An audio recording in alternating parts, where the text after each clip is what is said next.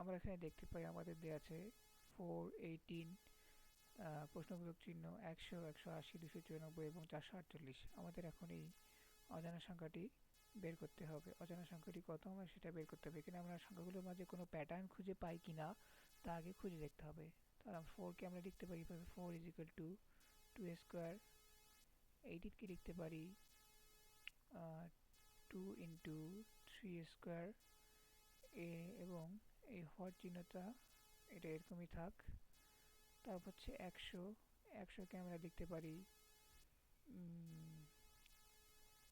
4 × 25 অর্থাৎ 5 square.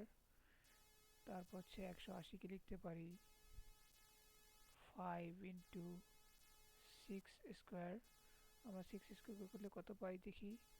6 square 36 × 5, 36 × 5, 5, 6, 30, 33 এবং plus 5, 3, 15, 15 আর 3, 18 অর্থাৎ 180 হয়।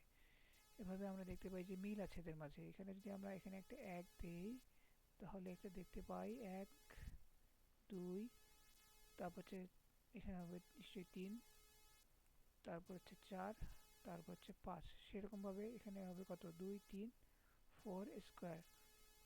অর্থাৎ আমাদের হর চিহ্নের স্থানে বসবে 3 × 4 স্কোয়ার অর্থাৎ 4 4 16, 16 3 16 48। অর্থাৎ আমাদের হর চিহ্নে আমাদের অ্যান্সার হবে হচ্ছে 48।